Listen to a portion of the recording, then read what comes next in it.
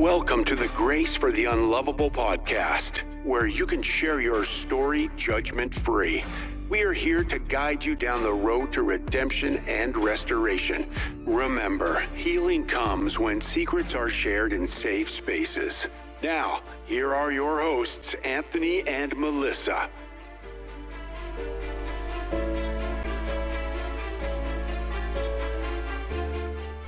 Well, good evening, everybody, and welcome to the Grace for the Unlovable podcast. I am your host, Anthony. Hello, I'm your co-host, Melissa. Thank you so much for taking the time out of your evening to join us on this crazy adventure called the Grace for the Unlovable podcast.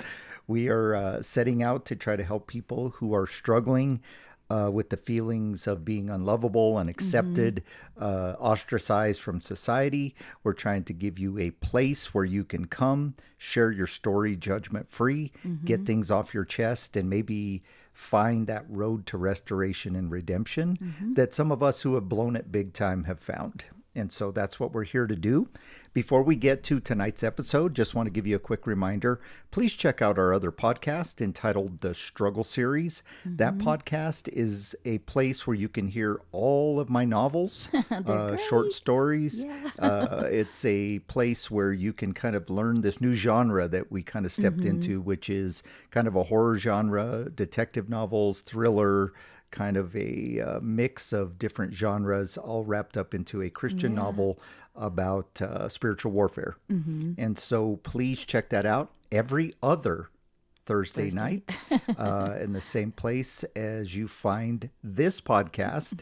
And if you are listening to this on Wednesday, we actually have episode, or what we were calling chapter 7. Tomorrow. So this is a good time to check it out. You can go back to the beginning of our new novel entitled Friend, start at chapter 1, or you can just listen to chapter 7 if you like it, go back. Or if you really are a glutton for punishment, go all the way back to the beginning of novel 1, which is entitled The Struggle, and start from there, or just do a mixture of all of that. But we would appreciate it if you join us. Before we get to tonight's episode, let's hit you with a quick disclaimer. Although I practiced as a licensed therapist and an ordained minister, this podcast is not a substitute for clinical advice. This is not therapy. This podcast is for prayer and emotional support only. If you feel like you're going to harm yourself or others, please call 911 or reach out by text or phone to 988. This podcast is anonymous for a reason. We're not here to judge you or incriminate you. Please keep the names of anybody you've harmed out of your story. Oh, and if you're not remorseful, you're not ready for this podcast. Just reach out to us at a different time when you're ready to make some changes. Now, let's get ready for this episode of the Grace for the Unlovable podcast.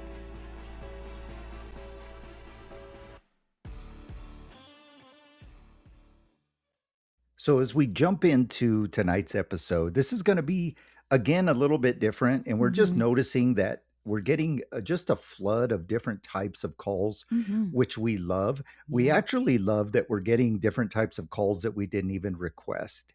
So what that means is that people are listening to this podcast and they are getting kind of the idea that this is this judgment-free place and maybe a place to get some answers, even if you're not the person that blew it. You're not the unlovable person, or you feel like you've become unlovable because of what somebody else did.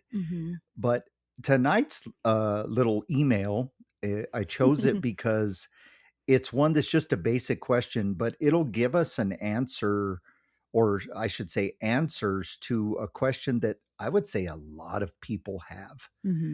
And so we're not going to really read it in its entirety. I'm just going to kind of paraphrase what the email said, and then we're going to kind of use it as an educational type of episode. Because what it's going to do is it's going to teach us to look at this from the other perspective. So far we've had people that have called in and said, I blew it, or I feel unlovable because of what somebody did.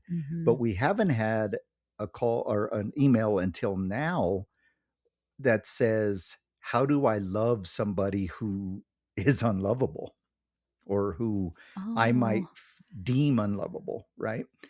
And so we got a oh wow. correspondence from a woman who basically said, and I'm going to paraphrase here, my husband is an alcoholic Mm-hmm. and he has basically destroyed our marriage, our lives. We have already lost a home and we are living in temporary housing and he can't stop drinking. How am I Yay, yay, supposed to yay. continue to love this person? Mm-hmm. And so, my initial reaction, and if you're listening, which I think you are, you said you would. My initial reaction was to say, "This isn't our podcast." Then I said, "No, it is our podcast." Mm-hmm. So please know that I guess I'm confessing that I almost kicked your email out. But then I thought about it and I said, no, let's tackle this, right? Mm-hmm. Because I think if there's any criticism of this podcast, it's going to be, why are you like giving all this grace to all these people that deserve to be flogged and whipped Right. and the answer to that is because everybody else is already doing that. There Mm-hmm. needs to be a place for people to just kind of, Just vent, vent to get it all out. get it all out. Because you can't go to the people that you've wounded. You're not going to get what you need. Mm-hmm. As a matter of fact, societal norms would say you got to put your feelings aside and help them heal before you get anything. Even people Mm-hmm. that get in trouble with the law and have to do any sort of therapy as part of their sentence, Mm-hmm. all those programs are designed for you to feel empathy for anybody you victimized. Mm-hmm. They're not designed for you to work on your stuff. You Right. kind of have to do that, adjunctive. Mm-hmm. Some programs will even say you can't do any other therapy on yourself or for any other reason until you've done this. And if people don't Mm-hmm. think that's true, I did this for decades. Mm-hmm. I would have people, referral sources, criminal justice referral sources that would say, I don't want him doing any other therapy until this therapy is tackled. And I'm like, Mm-hmm. but his marriage is falling apart. Nope. Nope. He has to do his drug and alcohol therapy or his anger management therapy or domestic violence therapy before he can do anything And else. And, maybe that's for a reason. We can debate that all day long. We don't want to mm-hmm. tackle that. So let's take kind of the concept of what this woman is saying. So once upon a time, she said, I will love you for better, for worse, for richer or poorer. Let's not make it death do us part. Yeah, but Just kidding. but that's some variation of that, right? Right. And so now that's being tested Mm-hmm. because this person, I don't know if they drank before or not. We don't really have any context, Mm-hmm. but the drinking has gotten so bad that they're losing things now. Gosh, it's like a gambler being Yeah. addicted to Oh, gambling. it's addiction. Addiction is addiction. And we're going to talk about that a little bit today Mm-hmm. because I think that's the way we're going to tackle this. Mm-hmm. This woman did not mention if she is a Christian or not. We are a Mhm. Christian-based podcast, but we try to be all accepting and try not to be too, thump you over the head with the Bible, even though Mhm. we're going to be honest. But I think this one is one maybe we can tackle psychologically and Mhm. then maybe, put a little spiritual bow on the end of it. Okay. So I think the reason this email was selected was because it gives me an opportunity to really explain why people deserve grace, Mhm. even though direct victims may not be able to give it. Mhm. And it's this simple and it's this difficult, right? We have all made big mistakes. We have all hurt people. And if you tell me you haven't, just scroll down your podcatcher and find another podcast because that argument is never going to be won here. And we're not going to Mhm. win it with you if you actually believe that. Mhm. Most of us, if we're honest, do things unintentional, like we crack a Right. joke Mhm. and it's offensive to people, or we say something that's racist that we didn't realize was racist because our family did that, or we think it's going to be humor, but somebody doesn't take it that way, or Mhm. we make a joke at the wrong time, Right. trying Yeah. to lighten a situation or whatever. So most of it is very much a kind of like an unintentional woundedness. Mhm. But what we have a propensity to do is go, well, I didn't mean it. I didn't mean it. I didn't mean it. Very few of us learn to go, I'm so sorry. Like, Mhm. I didn't realize how insensitive that was. That is completely my fault. I'm Mhm. sorry. And I think what a lot of people also don't realize is that if you just did that, it would squash almost everything. Mhm. Not everything, but almost everything. Mhm. So it usually ends up in this, you're minimizing my feelings because you wounded me. Well, I wasn't trying to. Well, I don't care if you Right. were trying to. You say, I did it. I'm sorry. So you get into those squabbles. But what happens is you don't have the ability to show a lot of empathy to somebody who wounded you. I'm not even sure, Melissa, if we're supposed to, if that makes sense. I'm not I sure. agree. Well, yeah, I I mean, mean, at least in the onset, initial, right? yeah. Yeah, the Yeah. like, so if you wound me, I don't really know if it's my duty to immediately show you empathy. I think Mhm. it's very understandable that your feelings come first because you're the one Mhm. that was wounded. That's ABCs. Where we kind of come in as a podcast is people pile on to that, Mhm. right? Right. And so what I've noticed in my years as a therapist, as a minister, basically working with wounded people, Mhm. uh, what I've noticed is people will pile on to things when they have affinity to it. Mhm. Okay. So like if there's Right. a subject and I'm a bystander and I watch so and so wound so and so in a certain way, and that certain way was done to me once upon a time, well, Mhm. now that victim has an advocate. Mhm. And I don't mean a formal victim advocate Right. because that is an actual profession, but I mean they have an advocate, an ally is maybe a Mhm. better word. Of And so understanding. yeah, because they're like, well, I was wounded too, and Mhm. that bothers me too, and so on and so forth. Versus I could be another bystander and I see a little altercation going on and somebody's wounded, and I might be more easily able to say, not my business. Mhm. I got to get to work. Mhm. And so what we find is if something's bothering you, you have affinity. Well, let's jump to the subject. Alcoholism and drug addiction is probably one of those things that has affected just about everybody Mhm. in some way, shape, or form. Mhm. So most of us have had maybe even a boyfriend or a girlfriend or a spouse that drank too much. We started Mhm. dating somebody and we're like, man, all this dude does is go to the bar and he's drunk all the time. It was fun the first night I First, met him and we yeah, were having some drinks, but it didn't put two and two together. because I'm Uh sure they change your personality changes, yeah, you show your best from self on the first date, right? The first date is literally the best version of you that you could it's like, conjure up. woohoo! It's like, whoa. Yeah, but then, you realize, or some of us have had a parent Mhm. or something like that. But it's something that most has affected most of us. Mhm. Now, I'm somebody who's been affected by it. I've also been somebody who has abused alcohol once upon Mhm. a time in my life. Um, and so, I can kind of see that from both sides. So I became, in all the years of therapy, I had several different specialties, but one of them, and I would say, when I owned, big facilities, vast portions of our clientele were drug and alcohol people. Mhm. And so what happens is we get to a place where we kind of have to say, well, am I going to have empathy for this group or am I not?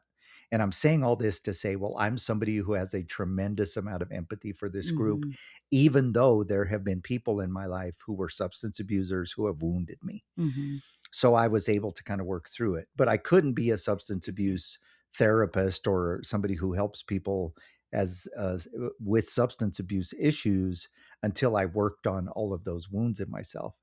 Now, I say Mhm. all that to say the person who is currently being victimized, Mhm. it's not kind of really your job at this point. Mhm. But if you're looking for answers on how somebody who is unlovable right now can be lovable, what I want to do is give you a perspective, Mhm. right? So I want to say like, um, take yourself out of the equation for a minute, and it might help you make better decisions on how you're going to handle this. Let's cut to the chase. This Mhm. woman is deciding whether she's going to divorce this guy or not. Yeah. And the vast majority of people in the world would say he's probably crossed enough lines that that's To a viable option. Mhm. Even if you're a Christian who values marriage as a covenant, this is probably one of those things that might be Yikes. a Yeah. covenant breaking deal Mhm. because, and of course, Christians will want to debate me. That's a whole other topic, but there are reasons somebody can get divorced biblically. And what a lot of Christians look at in terms of what the Bible says about marriage, most of it is uninformed or taken out of context and things like that. Mhm. But God wouldn't want you to stay and get abused for the sake of some Christian telling you that you shouldn't get divorced. Like that's between Yeah. you and God and that type of thing. So I don't know if Mhm. you're a Christian, ma'am, or not, but Right. I'm just saying what we want to do is give you perspective. Now, Melissa, I'm going to kind of call on you a little bit Uh-oh. because Melissa has a couple of stories of a former roommate, not an intimate roommate, but a former roommate who was pretty severe alcoholic. And Mhm. we've often joked about those things. So maybe we don't want to use the humor because the subject is very touchy for this woman, Mhm. but it's so his alcoholism was so bad he kind of lost everything, right? Yeah. And And he so kind lost of give us a little perspective in terms of being somebody who's not intimately involved, but just literally a less than a year temporary living situation roommate Mhm. and what you saw. Just every morning, like, he would just wake up and, like, everybody not let me say everyone, but, like, people have, like, little bars in their house, where you have, all your liquor and your wine glasses and your shot glasses, so he had one of those, set up, and, he would buy, like, gallons of they call it the handle, like, gallons of Yeah. liquor when you go to the liquor When it's store. got the little handle on it, Yeah. that's a big, it's a jug, right? A It's a, jug, mhm, yeah. So just pretty much every day, and I really didn't notice it because I rented the basement, apartment that he had downstairs, mhm. and because I had a dog at the time and I couldn't find a place that would allow me to have my dog, and I only really needed to be there for about 6 months before I bought my place.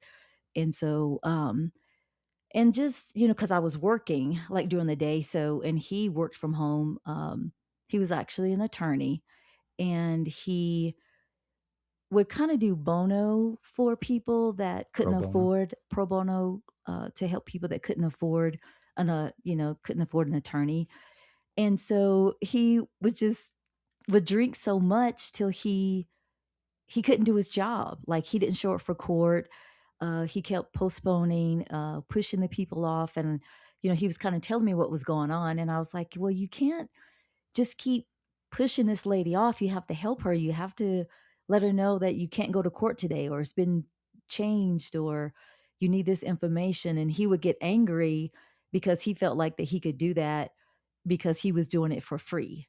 Mhm. And so he had this big case that he was working on. And I thought that he was in his office working. And come to find out, for about 3 days straight, he was in his office drinking heavily.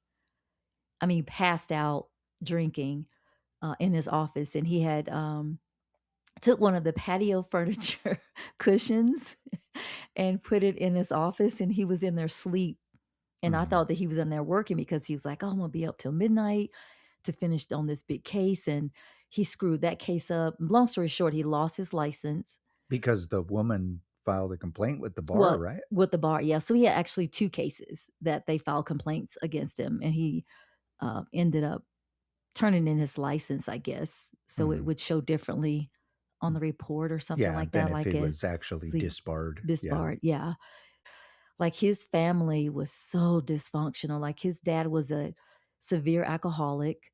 He was, I think, in the Marines or one of the military branches, and just very violent, like, he told me one story where he would get drunk, his dad, and they would cook out on the grill, and he would be so drunk, he would burn the chicken. I'll never forget the story. He would burn the chicken, like, on the outside of the chicken would be Mhm. burnt, and the inside is not even cooked, Mhm. and he would make him and his siblings, even his wife, eat the raw chicken, Oh my gosh. and it was just to this day, he doesn't eat chicken. because it just Of course. that Yeah. affected him. But just, I mean, relationships and actually it kind of I distanced myself a little bit. I didn't hang out with him as much at the house. Like my dog and I would go away for the weekend, or I would have friends come visit. And he would be good when people, were around. But as soon as you leave, coming home, drinking and driving, oh my gosh, Mhm. and falling down the stairs. And so he would sometimes go out with some of his friends to a concert or something and come home after he'd been drinking, and like coming in from the garage to go into the mudroom to go into the house. He fell one time, actually a couple times, but I heard him fall, but I didn't think anything of it. And then the next morning I woke up and he's all bloody. And I was like, what happened? And he's like, Mhm. "Oh, I think I tripped and I fell, but I'm okay." He just doesn't see it. Like he lost his family, got a divorce prior to, all of Oh, yeah. me meeting, you know, needing a roommate. Um, and it's just really sad. It's just sad. It's very sad. And that's kind of why I wanted you to kind of bring it up because it gives a perspective. By the way, I've met this guy. Mhm. Probably if you put likable on a scale from 1 to 10, he's a good 9. Mhm. Like on a likable guy, somewhat a little bit arrogant, somewhat kind of a know-it-all, but Yeah. can keep it in check when he's sober. But when Mhm. he's drinking, that's just one of the many things that transforms in a person. Mhm. And that's kind of where I want to hit you, ma'am, when it comes to this. Oh, and then another thing, maybe what she's dealing with is that he would like his personality would change. Now, I'm a fun drunk, used to be, but he would get angry. And then he would think about all the mistakes that he's made or Mhm. blaming everyone else for what has happened as far as his divorce and things like that. And just get very angry and just loud. And like the neighbors would kind of stay away from him. And, Yeah. but just to be around that was I don't know what word, I wouldn't say shocking, but I'd never really been around someone that drank like that, like every day. Mhm. It was, and it's hard to have a conversation with them. Sure. Well, and I'm glad you said that because that's kind of where the direction I was going is that there is a transformation that occurs. And so what I want to do is kind of give you a perspective, ma'am. Um, Mhm. many, many times throughout my career, like a lot of people who do substance abuse therapy have to do it in groups. Mm. And so they have to sit in a group of like 12 people and they have to either go through a curriculum or they have to do some sort of talk therapy or bits of both where Mhm. you have an assignment and then you talk about it, that type of thing. But a lot of these programs, the therapist has the ability to kind of add little flavor to these boring curriculums because they give you like Mhm. workbooks and you're like, oh my God, I'm 40 years old and I'm going to do a workbook like where I fill in the Have an blanks. And assignment, so I, yeah. I understood that. So I would try to add some flavor to it. And so one of the things I would do, like maybe about halfway through one of the curriculums I used to teach, especially, is I would literally flip on the TV and I would play uh, snippets of the old movie, the really old black and white movie Jekyll and Hyde. Mhm. And people would be like, "What the heck is this?" Especially when you have youngsters, and what I Mhm. would call youngsters, I'm old, 20 somethings, they'd be Mhm. like, "What the heck is this?" And I would say, "Well, this is the perfect depiction of an abuser, of a Mhm. of a, alcohol dependent." We call Mhm. them addicts, but there's some terms, and I'll kind of cut to that in a second. But I would Mhm. say this is the perfect example because you take a good, smart person, you put a substance in them, they become an animal. Mhm. Jekyll and Hyde, right? So you Mhm. have this really smart guy, but he wanted to be better or something he was looking for. So he takes this substance and becomes an animal. Mhm. That's addiction, right? Mhm. And so they would go, "Oh, I get it. The reason you're mad that you're here in these substance abuse groups," I would tell them, "is because you see yourself as the good person. Mhm. You're not seeing yourself when you add that substance to you. You Yeah. become something different. And animal Mhm. may not be the best term, but you were driving a 5,000-pound bullet down the road at 60 miles an hour with 7 drinks in you. Mm-hmm. That's not a good person. Mm-hmm. You know, you may not have been robbing liquor stores looking for crack money, but Right. you were dangerous. Mm-hmm. So, you know, they don't see themselves as the animal part, but they definitely don't realize that they've become dangerous. And so it was my way to try to get to them. And so what I would tell them is Mm-hmm. the way to really fix this is to go back inside yourself and remember that you're the good person. And then we have to, after you understand that, is then we have to go back and figure out why you started using this substance at the levels that you do to Mm-hmm. become the animal more times than you think you do. And the law actually had to grab you and catch your attention. In Mm-hmm. this case, this gentleman, I don't know if he's dealt with the law, but he's definitely dealt with relational issues, Mm-hmm. and he doesn't seem to be getting it. So he's become the animal more times than he wants to admit. And the last thing you want your wife or your loved ones to do is see the animal.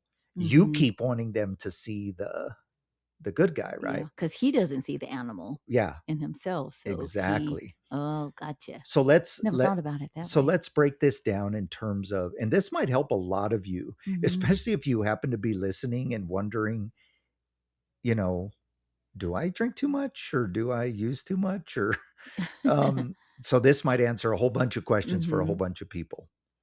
When you're looking at what happens to a person when substances are involved, it basically falls into 4 categories, right? There's a non-user. That Mm-hmm. means this person does not use substances. I have actually been in that category for 29 years of my life. Now, Yay. don't, you know, make me a hero because I had to quit doing that because in the other years of my life, I was causing a bunch of havoc, right? So Yeah. some of us kind of fall into that category because we have to. Mm-hmm. And then there are other people that fall in that category because they just don't want to. Maybe religious, Mm-hmm. maybe they had a substance abuser in their life and they're like, I'll never be that. Mm-hmm. But believe it or not, there are a lot of people that fall in that category. And it's more than you think. It's probably around 33% of people. And if you count kids, it's even higher, like little kids that aren't of age. Mm-hmm. But people that use substances, they're like, no way. There is no way 30% of people don't use a substance. In their brain, they can't wrap their head around it Mm-hmm. because everybody they know Mm-hmm. uses or drinks, right? Right. The second category is what is called a user. That is somebody who uses the substance but doesn't have any trouble. Now, I would still be in that category if I was Mm-hmm. able to stay in that category. These are people that can go out and have a glass of wine every now and then. Okay, so that would be me. You would fall in that category. You don't really act a fool. You don't get in trouble. You know, you don't have like the ability to start damaging relationships Mm-hmm. because you know that level where you can stop and so on Mm-hmm. and so forth. So you know, there are people that probably don't use a lot. Mm-hmm. They just kind of have a glass or two or a beer or two, whatever. Mm-hmm. Now, the third category, excuse me, is what's called an abuser, right? Mm. And so this is somebody who uses a substance and there's been some sort of trouble. Now, ma'am, I want you to hear me. I don't know if this guy's been in legal trouble or not. That's not the only trouble we're talking about. Mm-hmm. We're talking relation trouble, financial trouble, legal Oh trouble, yeah. Mm-hmm. spiritual trouble, you know, all the different kinds of trouble you could be in. Now, this is a hard one where people struggle to admit that they've come into this category because they want to say things like, well, if I drink 100 times, I only really get in trouble 2. So Right. 98% of the time. But here's the thing. You Once you go into this category, you know, you either got to figure out how to get back to the second category Mm-hmm. or you're going to by default go into the fourth category. And Mm-hmm. then you'll have to be like me, which then you have to go back to the first category Right. because you won't have a choice at that point. Mm-hmm. So just to keep it simple, that's what an abuser is. Now, here's what a dependent, and we call it addict, but it's actually called a dependent if you want a clinical term. So you're Mm-hmm. alcohol dependent, you're drug dependent, you're Mm. opioid dependent, you're stimulant drug dependent. And so that would be a clinical diagnosis. In Mm-hmm. order to be diagnosis, you basically have to meet a couple criteria. You have to have a tolerance to the substance, which means it takes more and more for you to get the same effect. So you Mm-hmm. used to drink one beer and get tipsy. Now you're drinking 15. 16. Yeah. So that's tolerance. There's actually something that would also qualify you, which is very scary, but it's probably already answered the question by then, is something called reverse tolerance. When you've been using so long that it takes you less and less because the substance is basically part of your bloodstream at this point. So you get reverse tolerance. So you used to be able to drink 15. Now you're going back the other direction, but you never quit. Because you're constantly hot, Your body's changed. it's okay. Your body's changed. Now watch this. The second thing that needs to happen is you have to have trouble, right? Mm-hmm. And then the third thing is if you quit, you are going to have The withdrawals. physical. Yeah. Okay. So watch how scary this is. Remember, I did it this way on purpose. So the middle thing I said there in that fourth category is trouble. So Mm-hmm. you've already had trouble. Now, the only thing that would separate then you from a dependent is the tolerance and the withdrawals. Mm-hmm. Well, guess when people realize that they're dependent? When they get in yeah. trouble and they have to quit. Then they Now the withdrawals are there. They were ignoring the tolerance already because they already knew, but they didn't want to know, if you know what I mean. Mm-hmm. And so now they have all of a sudden found themselves independent. Once you're dependent, and this might be controversial to some of you, but I'll fight you in the street. I've counseled tens of thousands, or at least in my care, tens of thousands of substance abusers. And there's nobody that's disproven this. Once you're a dependent, you better go to category 1 or you're going to die. Mm-hmm. Right? And by the way, Okay, when people say alcoholism is a disease and people get mad because, well, it's not a disease like cancer. You gave it to yourself. The definition of disease means it's progressive and it's terminal. Mm-hmm. So if you keep using, it is going to progress to get worse, and then it's eventually going to kill you. That's it. That is a disease. Right. It's not the same as a disease that you contracted against your will, but it's a disease nonetheless. But let's not digress too far down that road. Mm-hmm. So once you become dependent, you have a whole bunch of factors that are fighting you to get to category 1. Ma'am, I'm assuming right now you are fully aware that unless your husband goes to category 1, this thing's over. Mm-hmm.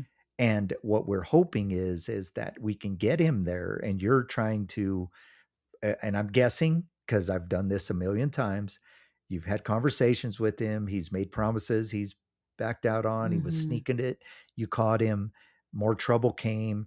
I would imagine there's all kinds of trouble that has happened for you to be reaching out to a podcast. But hopefully it's not as bad as I think it is. But if I had to bet, it is. Mm-hmm. And so you know that he has to go back to category 1, or it's over not only for your marriage, but for him, for his relationship with kids and all that. Mm-hmm. Right? So here's the question. Why do people struggle to quit? Should be obvious, right?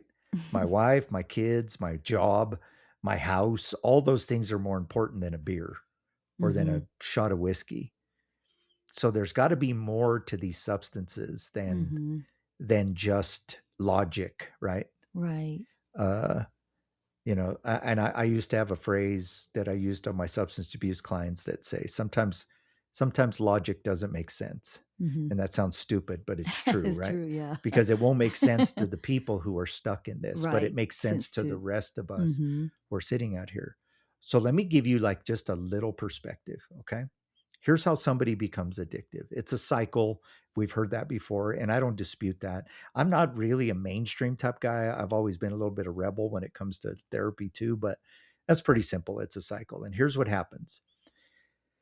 Something occurs in your life that you can't handle. Mm-hmm. And when that happens, you have to make a decision on what you're going to do to remedy that. So Melissa will tell you yesterday, I was physically and emotionally exhausted. Mm-hmm.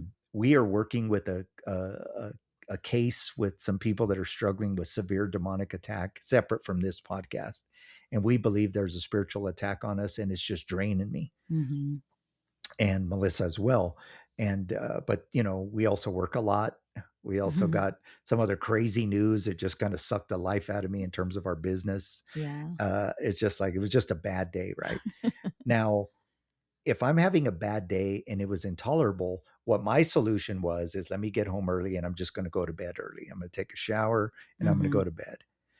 But some people they would say, well, sometimes I go out to happy hour and have a couple drinks and kind of unwind. Mm-hmm. So they're having this bad situation, and let's say it's worse than my day was, but it's something bad. Yeah, just one of those Mondays. Yeah, and so this person in my hypothetical would say, well, let me go have a couple drinks. Mm-hmm.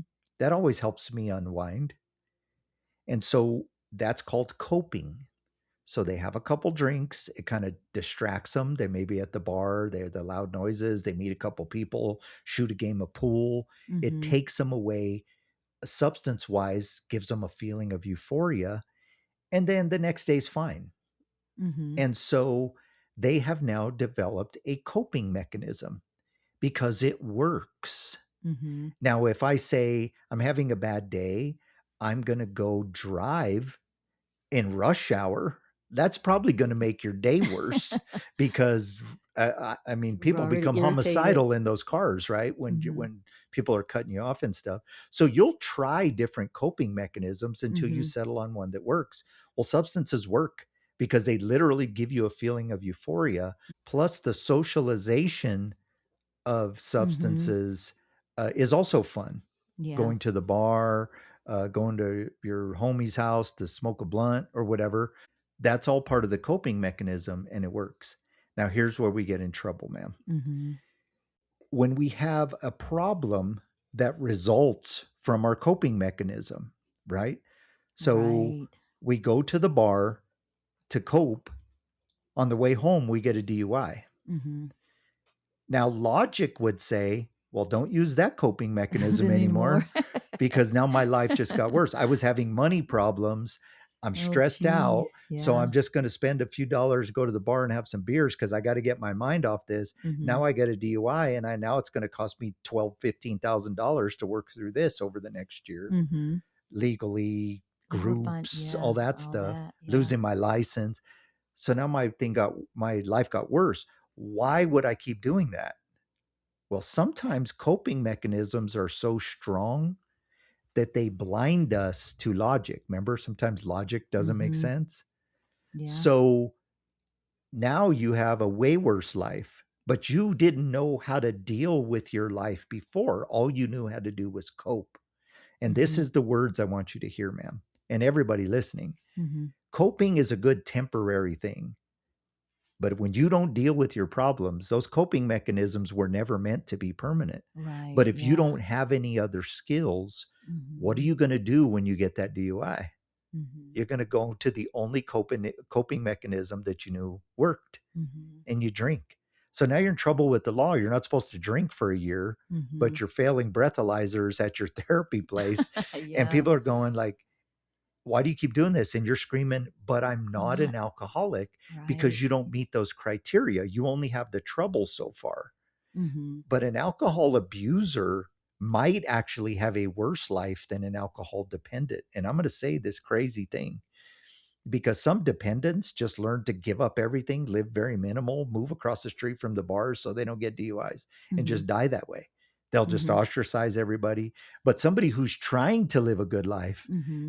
tries to live in that abuse cycle, and eventually you're going to go into the dependence because eventually you're going to have tolerance and Right. withdrawals. That's Any And substance is going to give you that. mhm. There's actually a few substances on the planet that withdrawals can actually kill you. Alcohol is one of those.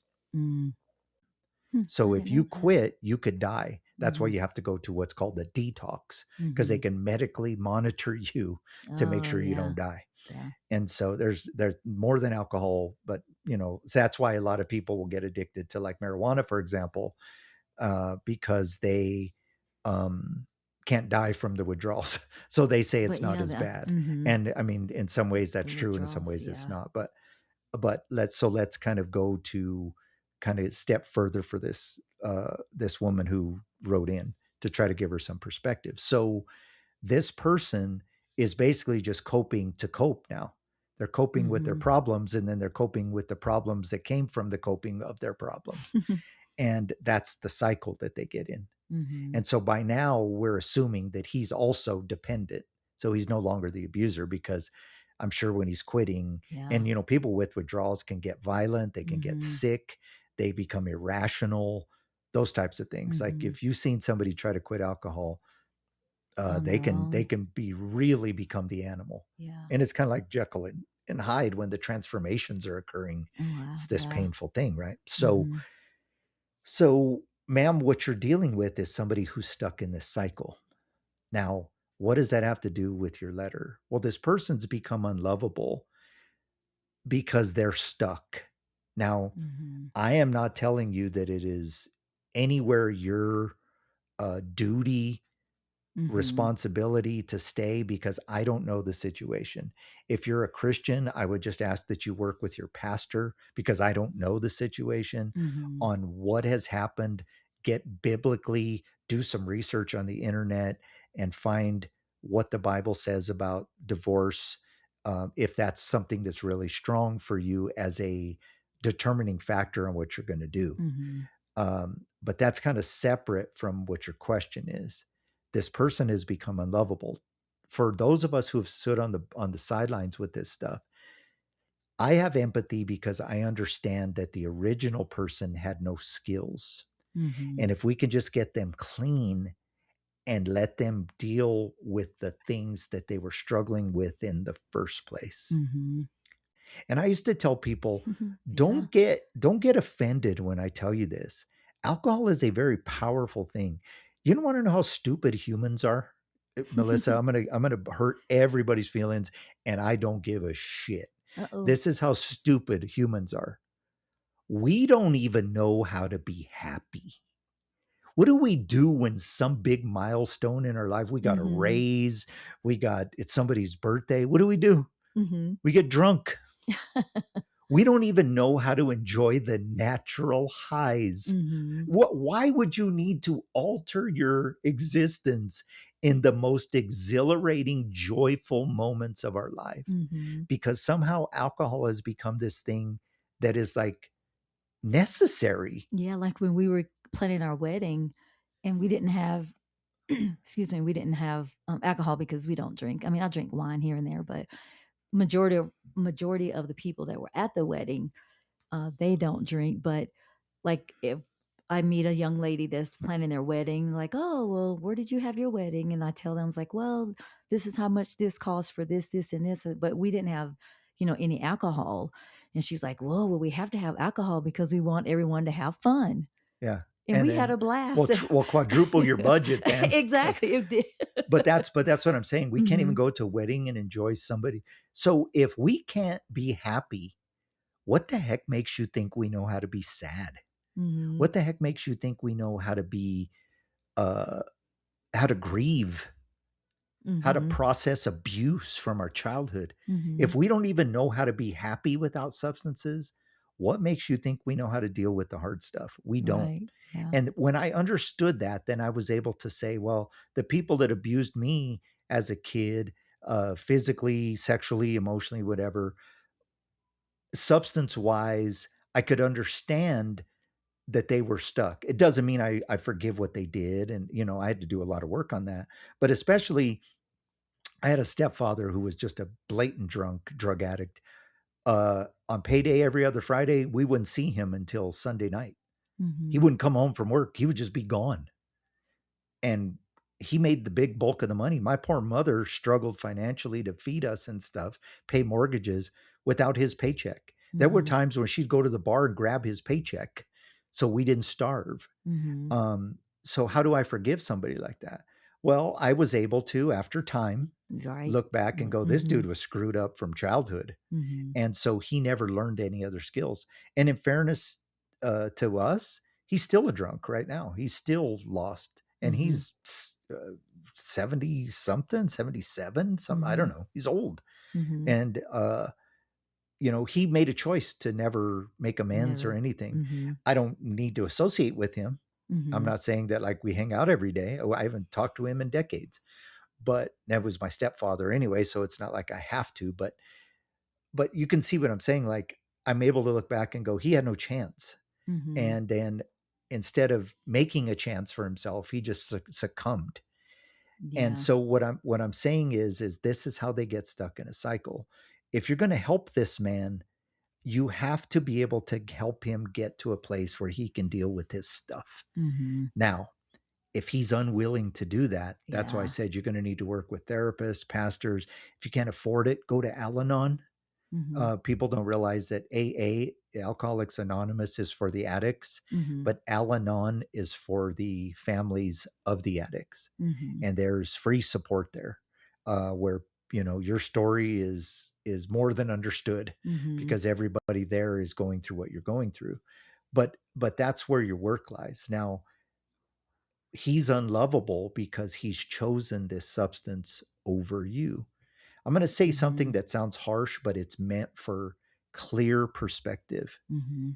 He's cheated on you with the substance. That's why it hurts so bad. He picks her over you too many times. How would you fix this? It's different in terms of an actual affair, but it's similar in the sense of he keeps choosing something else, right? He has to not choose it anymore. This is where it's very harsh, man. And this is where I say he could still be lovable, but his behaviors are not. If he does not choose to quit, the marriage is inevitably done, whether you choose to do that today, tomorrow, or 2 years from now, because it will only get worse, or he'll die and then the marriage is over anyway. So what I'm saying is still true. Right. So he's got to quit. Now, understanding why I'm telling you all this is to understand that in order for him to quit, he's going to have to have the support to deal with the original stuff that you couldn't deal with and chose to cope. How do people get sober? Simple. You have to deal with your problems. No more coping mechanisms. Very good. Okay, so that's kind of addiction in a nutshell. Now let me put the bow on it. We believe that there is a spiritual component to addiction. We've said this before I on different podcasts. I don't know where we've said it, but people in the old days knew. They used to have on the liquor stores, and some of them still do, beer, wine, and spirits. And we believe that there is a demonic spiritual component behind abuse and definitely addiction, where it's got you like in a hold. People have asked me, is it like possession? And I'm like, kind of. This person's a different person, right? To drink, they yell, scream, fight, bite, kick, scream, crash, cause damage, just like a possessed person. That's why people in the old days believed that when you drink that hard stuff, you got a spirit. Old Bobby can go to the saloon and have a couple beers. He's fine. But if you start giving him them spirits, he comes home with the spirit and he's a demon in the house. Yeah. You see where that came from? Because it's true. And so spiritually, this man needs to have an awakening. Now, I've always said this in the therapy circles, especially when I worked a lot with people in the judicial system. And man, the cops, I say the cops, the system, right? And by the way, everybody used to think that I was part of the system until they'd come to my agency and realize that no, I'm actually on your side. I don't work for them. I work for you. They might refer you to me, but I work for you. But I would say punishment doesn't work. And that's what they're doing to you. So if you're banking on this program that they're punishing you with being what's going to fix you, punishment doesn't work. Yeah. Discipline works, but that's a different subject. Mhm. They'd say, well, how do I get better? You have to tell yourself, Right. Yep. I deserve better than this. Mhm. I am better than this. I'm not better than you. That's not what I'm saying. Mhm. But I'm better than this life that I've made for myself. Mhm. I am not an animal. I am a good husband. I am a good dad. I am not an animal. Why do they keep, oh, because I'm acting like an animal. Mhm. Oh, because I've become an animal. But I deserve better. I am better. And you go back to that. Why have I been off the stuff for 29 years? I don't know. You could, if I ever qualified for addict, if I was just an abuser, I don't really know. It's been so long because something grabbed a hold of me at 26 years of age and said, you're better than this, and your daughter deserves better than this, Mhm. and you better knock this off. And so that was it, Mhm. because I understood that if I don't stop this path, Then yeah. my life is destroyed, my daughter's life is destroyed, so on and so forth. So Mhm. so that's where we have to get this person. Now, how you show that the empathy when somebody's acting unlovable is that you understand that you can still love him even if that's from a distance. Sometimes people have to get separated and Mhm. let him kind of go wrestle with his demons and support him from a distance.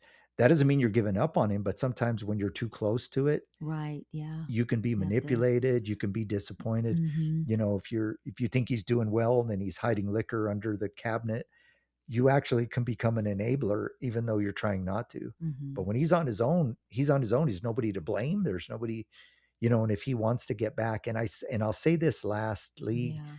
as we kind of wrap up, he cannot get sober for you. He Mhm. cannot get sober for the kids. You could benefit from that. He has to do it for himself. Mhm. My suggestion is that you have him try to reach out to us. Mhm. If he won't, he can go to AA, he can go to treatment. I don't know if you guys have insurance. I don't know what he's Right. tried to this Yeah. point. I've helped many, many, many addicts and alcoholics in my life.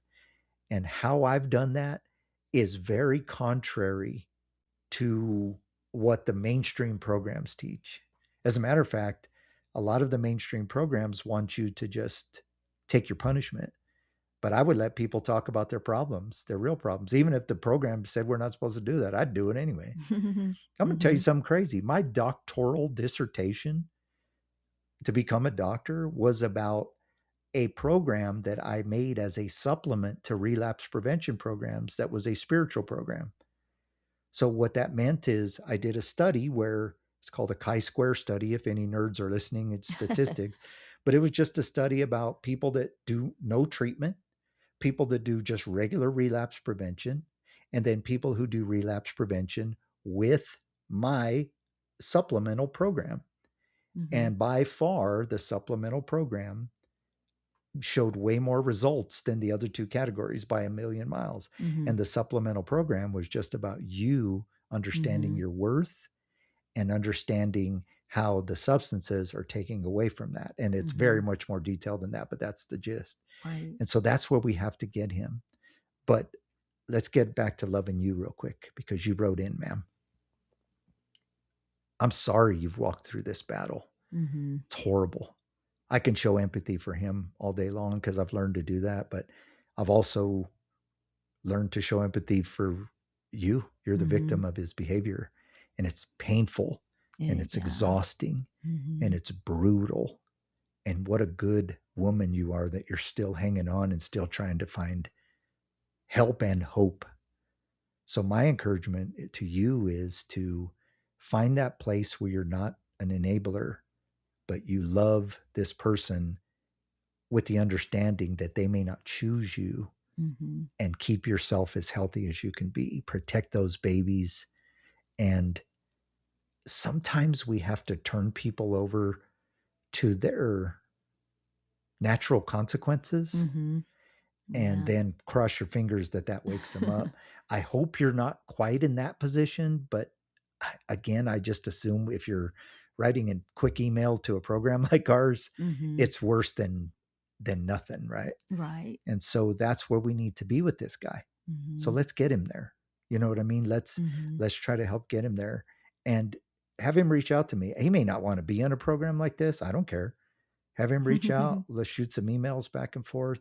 I could at least maybe even try to find him some local help. I'll do some research for him. It won't take me long at all. I know a lot of people in a lot of places that I can say, hey, I went to college with a guy that has a program 30 minutes from your house. I'll call him and get you set up there type of thing. But in the meantime, spiritually, I hope that you keep yourself healthy, because what happens is you get in a cycle, if you're not careful, of enabling. And even though you're mad at him and all that stuff, you just want to make the marriage work so bad that you just start becoming part of his cycle too. And we have to stop that. And it sucks. Yeah. That's all we can say, right, Melissa? It's like, I wish I had like a magic wand, but I don't. But there's some perspective. I don't even know if that helped. If it didn't, and you wanted something different, please write me back. And Melissa and I will do some research for you, whatever. But why do I think he's worth, the grace that God gives and the restoration and redemption? Because all of us are, and he's stuck. He just never learned any skills. I sometimes get jealous of those real well-adjusted people. Have you ever seen those people? Like there's a conflict and they just know exactly what to say and how to not get aggressive, but be assertive. I never had those skills. I had to fight. And so I get jealous of people there's a lady that had skills on our HOA board. She was so calm and very, it's like, man, I wish I had that. Yeah. Like, she didn't raise her voice and people are yelling and screaming, and she was probably raised with those skills or learned them somewhere. But not all of us have. So that's the kind of woman that doesn't have, we know her, she doesn't have addictions or problems because she is so well adjusted. But some of us just got stuck a long time ago and we can't get out. And he's worth it. Even if he loses you, he's still worth it. Yeah. But let's try to not get there. So I hope that helps. Just want to remind you that this program is written, narrated, and produced by us, Anthony and Melissa Corelli. This program is copyright The Struggle LLC. Shout out to Todd Kazinka with Todd K Voiceovers. Remember, you can reach out to us at GracefortheUnlovable@gmail.com. If you have a story of your own, you want to do an interview, you want to write a letter, just send us an email. You're not sure how you want to approach this, just send us a correspondence and we will start a dialogue and we'll figure it out from there. To learn more about us in general, check out thestruggleseries.com. And remember, healing comes when secrets are shared in safe spaces. So may God bless you and bring you peace. Good night.